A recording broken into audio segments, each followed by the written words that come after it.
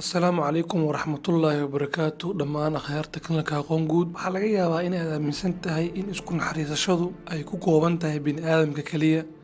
kuwaas oo Alle ku karaameeyey caqli xayawaanka kalena aynan lahayn wax naxariisa ama aysan awoodin inay isku naxariistaan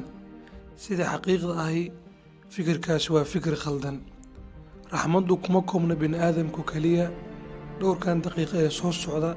waxaan kugu tusayaa in raxmaddu aysan ku koobnayn keliya bini'aadamka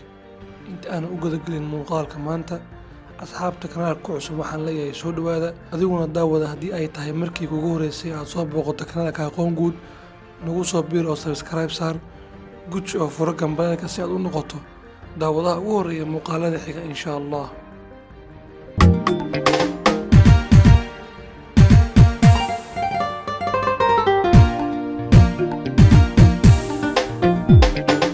biirtan yar waa uu ciyaariyey kadib waxa uu ku dhacay biyaha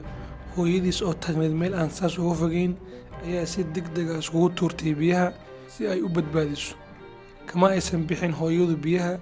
ilaa ay hubsatay in uu biyaha ka baxay ilmaheedii boolabiirtan yar waxa uu arkay shimbir yar kaasoo ku dhiban inuu ka baxo biyaha kadib waxa uu afkiisa kusoo qabtay shimbirkii waxa uuna ka badbaadiyey inuu ku qarrimo biyaha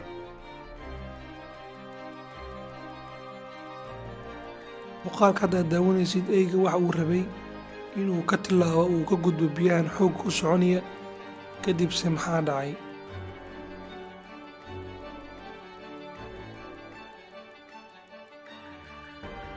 dhammaanteen waxaanu ognahay in bisadu jeceshahay cunista kalluunka laakiin bisadani waxa ay samaysay cagsigii sidaanu filaynay waxay ku caawisay kalluunkani inuu biyaha ku noqdo sidoo kale shimbirkani waxa uu ka caawinayaa eyga inuu soo gaarsiiyo cunnada miiska saaran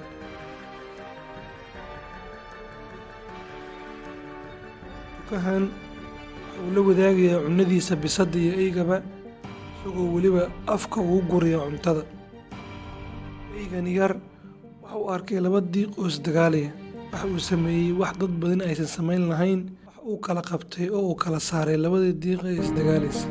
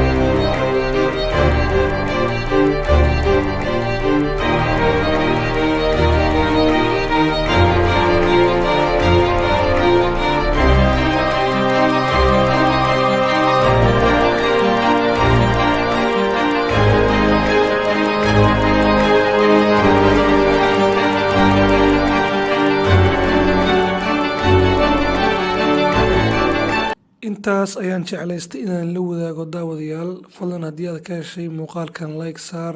fikirkaaga commentiga inoogu reeb haddii aadan weli kanaal kusoo biirina kusoo biir intaas ayaa dhiirigelin inoo noqonaysa hadduu ilaahay idmo